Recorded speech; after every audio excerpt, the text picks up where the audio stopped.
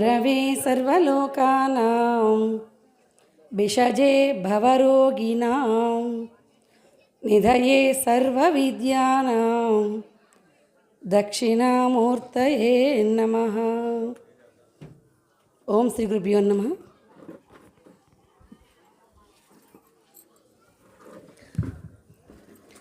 ఈరోజు మనం గురుదేవుల ఆరాధన సందర్భంగా ఇక్కడికి అందరం రావడం జరిగింది. జీవన విధానం మనకు ఒక పదం ఉంటుంది, అనాయాస మరణం, వినాయన్య జీవితం, అంతే భగవత్ సాయుధ్యం. ఏం కోరుకోవాలి లోకంలో? ఈ మూడు కోరుకుంటే చాలు, ఇంకా వేరే కోరకూడదు కూడా. మనం ఎక్కడికి చేరినా కొన్ని కోరికలు మనల్ని ఎప్పుడూ వెంటాడుతూ ఉంటాయి. భగవంతుడు చెప్పినటువంటి మాట వెంటాడదు మనల్ని. అనన్యాం చింతయంతో మాం ఏ జన పరివుపాసతే తేషాం నిత్యాభియుక్తానాం యోగ క్షేమం వహామ్యహం. ఇది భగవంతుడు మనకిచ్చినటువంటి ఒక ప్రమాణం. అన్య చింతలు వదిలేసి నా చింతన ఎవరైతే చేస్తారో వాళ్ళ యోగక్షేమాలు నావే. ఇది భగవంతుడి ప్రమాణం. మనం అందరినీ నమ్ముతాం. కూరగాయల కాడ నుంచి, విత్తనాల కాడ నుంచి, పిల్లల చదువుల కాడ నుంచి ప్రతిదాన్ని. చెత్త కాగితాలు వాడు కూడా దాన్ని తీసుకొని పోతే వాడు ఇస్తా అంటే అది కూడా నమ్ముతాం. ఇంతమందిని నమ్మినటువంటి మనం నిజంగా భగవంతుణ్ణి నమ్మగలుగుతున్నామా? భగవంతుని నమ్మగలిగితే, విశ్వాసాన్ని గనక ఉంచగలిగితే, సర్వధర్మాన్ పరిత్యజ్య మాం ఏకం శరణం వజ, నీ ధర్మాలు మొత్తం పక్కన పెట్టి నన్నే ఒక ధర్మంగా కనుక పట్టుకుంటే ఏ విధానాన్ని నీకు అందిస్తాను. ఈ విధానానికి మనం శాస్త్రంలో ఎంతోమంది మహాత్ముల చేత చెప్పుకుంటూ ఉంటాం. శాస్త్రదృష్టం, గురుర్వాక్యం, స్వానుభవం, తరువాత హృదయనిశ్చయ అని ఒక పదం ఉంటుంది. ఈ నాలుగు కనుక ఎవరైతే చూసుకుంటారో వాళ్ళ జీవనాలు మనకు ఆదర్శం. అలా జీవన విధానంలో పరిపూర్ణ జీవన విధానాన్ని అనుభవించినటువంటి వారు ఎవరైనా ఉన్నారంటే అది మా నాన్నగారు. ఎందుకని అంటే ఒక కుటుంబంలో ఒక వ్యక్తి ఉన్న తరువాత ఏవో ఒక ఒడిదుడుకులు కనీసం సహజంగా వస్తాయి. కానీ ఒకదాన్ని నమ్ముకున్నటువంటి విశ్వాసంతో తన ధర్మాన్ని సాగిస్తే వచ్చేటువంటి విశేషం ఏంటి? ఇంటి దగ్గర తండ్రి గారికి ఏమీ లేకపోయినా ఆ ఉన్న దాంట్లో తెచ్చుకొని తింటూ ఉన్నా కానీ ఈయన కొంచెం పని చేస్తే ఆయనకు ఆనందం. తండ్రి ప్రేమ పూర్తిగా అనుభవించాడు.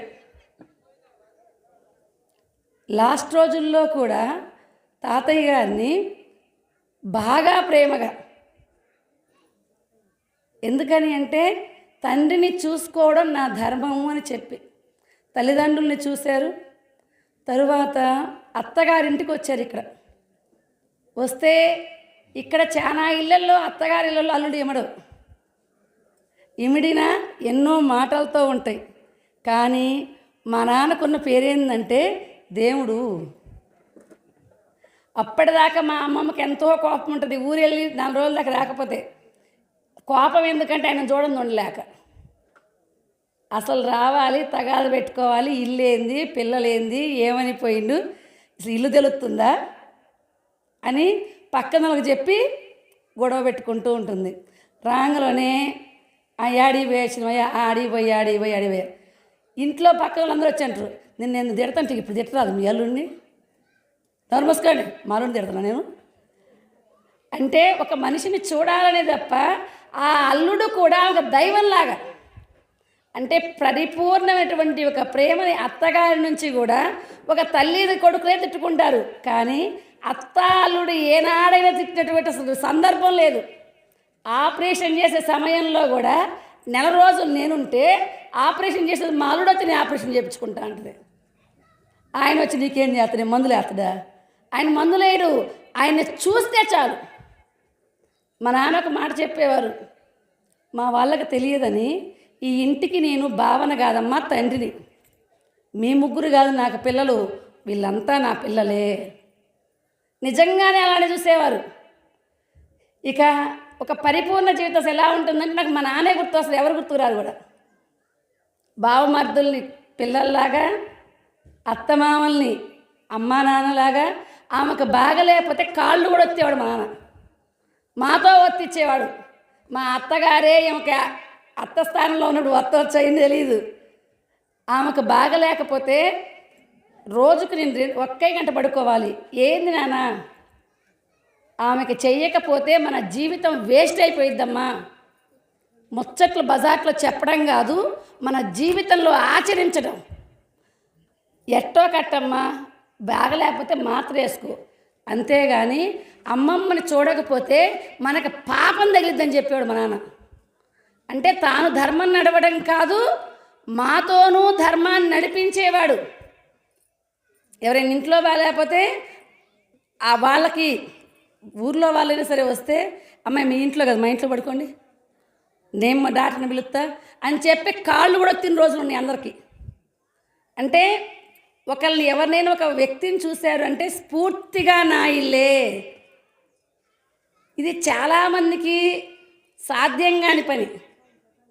వేరే వాళ్ళకి కాళ్ళు వత్తడం ఇవన్నీ చూడటం అంటే సాధ్యం అవ్వదు. కానీ మా నాన్నకి అసలు ఆ ఫీలింగే ఉండదు. అందరూ నా వాళ్ళే, అందరూ నా పిల్లలే. గురువు గారికి చేరారంటే గురువుకు పరిపూర్ణ నమ్మకం. ఎక్కడికి పోయినా, ఏ సభలో పోయినా నాన్న లేకపోతే ఎలయా అంటే అంత పరిపూర్ణంగా. ఇక శిష్యుల్లోకి వెళ్ళాడంటే మా తండ్రి. ఏ ఊరు పోయినా కానీ గురువుగారు వస్తే మాకు ఇలా కార్యక్రమం ఇలా ఉండేది కాదు. కింద వంటకాడ నుంచి ఈ వంట కూడా మళ్ళీ కూరగాయలు బయటకుండా ఏర్పడమే వాళ్ళకి. మా ఇట్లా కోసుకుంటారు కూరగాయలు, అసలు నీకు అవసరం వాళ్ళ ఇంటితోటి. ఆ పండితురాలు తెలియతే నేను చెప్పేవాడినేనా, మా నాన్ననే మాట, ఆ పండితురాలు తెలియదంట. అంటే కూరగాయల విషయం కానీ, ఇంట్లో విషయం కానీ, వాళ్ళ పిల్లల విషయం కానీ, ఎన్నో విషయాల్ని గురువు కాదుగా తండ్రిగా, శిష్యధర్మం కానీ, గురుధర్మం కానీ, ఇంట్లో కుటుంబ ధర్మం కానీ లేదు. అత్తగారి కాడ, తల్లిదండ్రి కాడ, మా నాయనమ్మకి కూడా నువ్వు లేకపోతే నేను చేస్తానంటాడు. ఇంక నువ్వు చేస్తే నా జీవితం వేస్ట్ అయితే వద్దని చెబుతాను నేను. అంటే వాళ్ళ అమ్మని చూడడానికి కానీ ఆమెకు తెలియని సమయంలో కూడా వాళ్ళ అమ్మకి రోజు నమస్కారం చేసేవాడు మా నాన్న. ఎక్కడికి పోయినా కానీ రానున్నామా ఏం చేస్తున్నావు, ఆమెకేమో తెలుసా, బాగానే తినవా, తిన్నాయా. ఏ రోజు మనం చెప్పుకుంటూ ఉంటాం కదా, తల్లిదండ్రులకు నమస్కారాలు చేయాలి, ఇవన్నీ చెప్పుకునే వాళ్ళు వేరు, ఆచరణలు వేరు. ఇంకా ఈ మధ్యకాలంలో కొత్తగా చేతులు ఎత్తుతుండ్రు. చేతులు ఎత్తే పని లేదు, హృదయంలో ఉంచుకుంటే చాలు. వాళ్ళని కాస్త ఒక ముద్ద అన్నం పెట్టగలిగితే చాలు, వాళ్ళని కాస్త పలకరించడం తెలియదు. ఆయన చేయడమే కాదు, మాతోనూ చేపించేవాడు. గురువు గారంటే ఏదో మాకు తెలియదు, మా నాన్న ఏది చేత చేయాలంతే. ఆ చేసే దాంట్లో ఆయన వచ్చినటువంటి గురువులకి సేవాభాగ్యంగా కాళ్ళు ఒత్తడం, వాళ్ళకి కొబ్బరి నూనెలు రాయడం, ఆ నీళ్లు పోయటం, అది మాతో కూడా చేపించేవారు. మాతో కాదు, ఎవరైనా మా ఇంటికి వస్తే అమ్మాయి గురువుగారు వచ్చిండ్రు, అమ్మాయి ఎంత పుణ్యం అనుకుంటున్నావు, గురువుగారికి నమస్కారం చేస్తే, గురువుగారికి సేవ చేస్తే భలే పుణ్యం, రా. తాను నమ్మినటువంటి ఒక ధర్మాన్ని లోకానికి చూపించడం కోసం తానాచరించి చెప్పినటువంటి మహనీయుడు. మనకి మలయాళ స్వామి దాంట్లో ఒక మాట ఉంటుంది, ఆచరణము లేని వాచ వేదాంతము అంతటా నిండేను మేలుకో, వాచమగోచర సత్యజ్ఞానానంద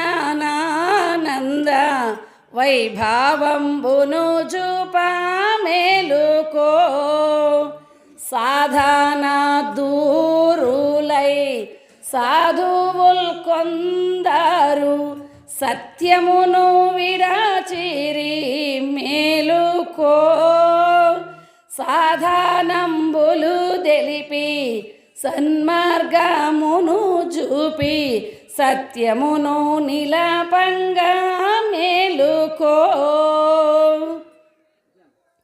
ఏమిస్తాడు భగవంతుడు?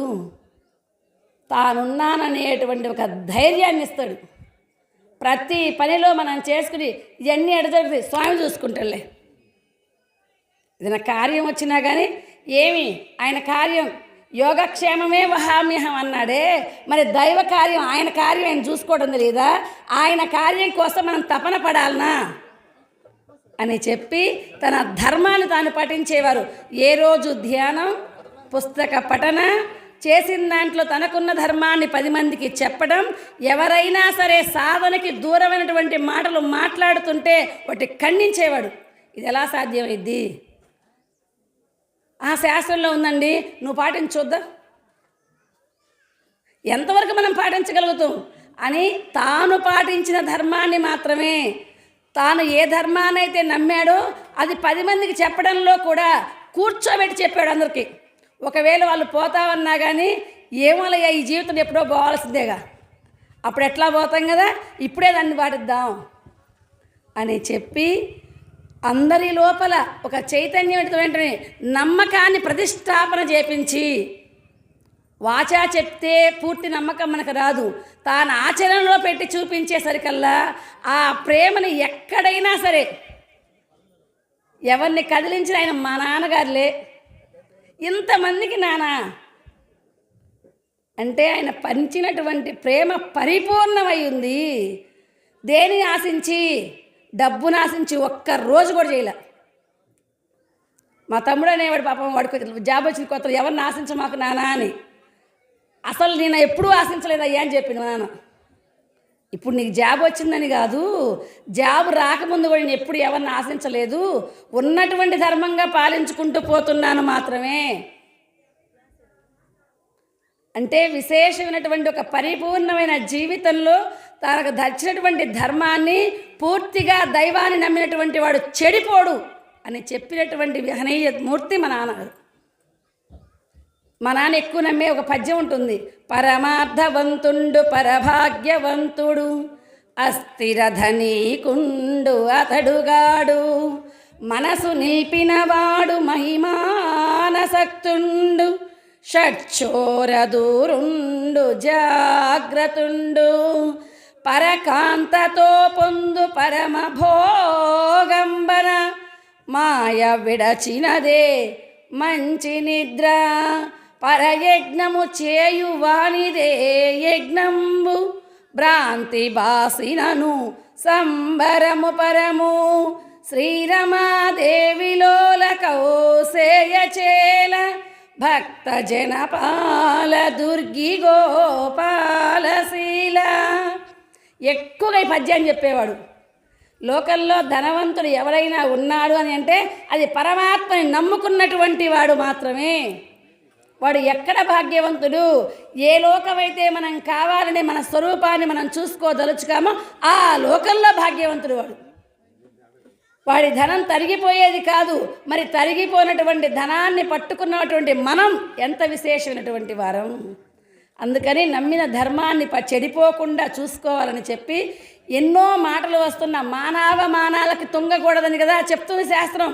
అలాంటి అవమాన క్షణాలు ఎన్ని కలిగినప్పటికీ కూడా ఏమోలమ్మా వాళ్ళ మనసుకలా అనిపిస్తుందేమో, లోకంలో ఎవరి ధర్మం వాళ్ళది కదా, వాళ్ళకి అలా అనిపిస్తుంది, ఆ మంచిదే అని చెప్పి తన సాధనని ఎప్పుడూ ఆపకుండా ఒకదానికాడ కుంగిపోకుండా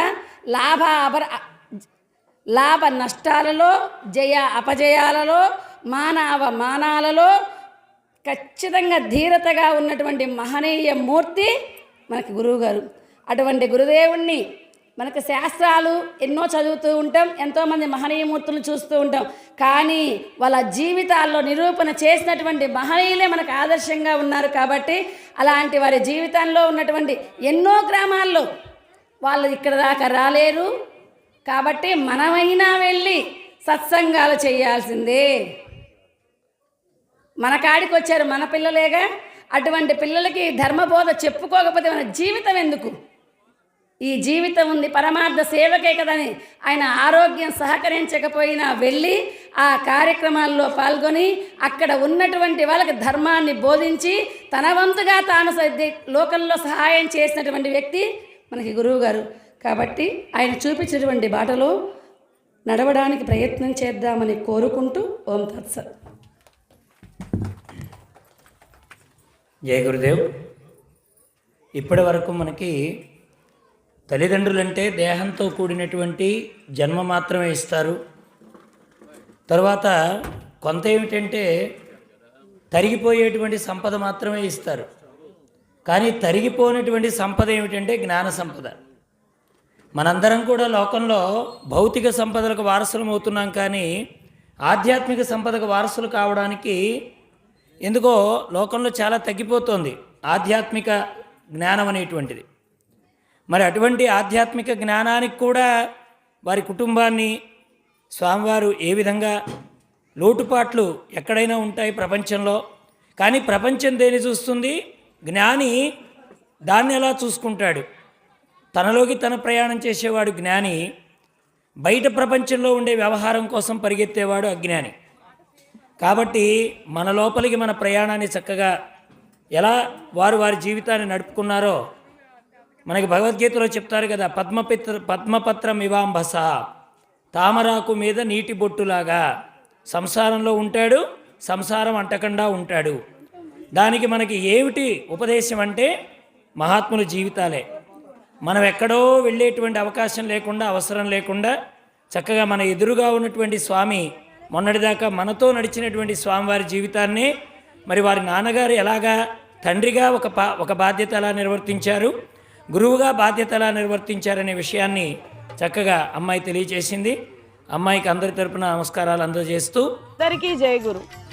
మరిన్ని ఆధ్యాత్మిక రహస్యాల కోసం అచల బోధ, ఆత్మబోధ, భగవద్గీత, అలాగే పండుగల్లో దాగిన అర్థాలు, అంతరార్థాల కోసం మరియు యోగము, ధ్యానము మొదలైన అనేక ఆధ్యాత్మిక తెలుగు ప్రవచనాల కోసం క్రింద ఉన్నటువంటి రెడ్ కలర్ సబ్స్క్రైబ్ బటన్ను క్లిక్ చేయండి. అలాగే ప్రక్కనే ఉన్నటువంటి గంట సింబల్ను నొక్కండి. అలాగే ఈ వీడియో మీకు నచ్చినట్లయితే లైక్ చేయండి మరియు షేర్ చేయండి. జై గురు.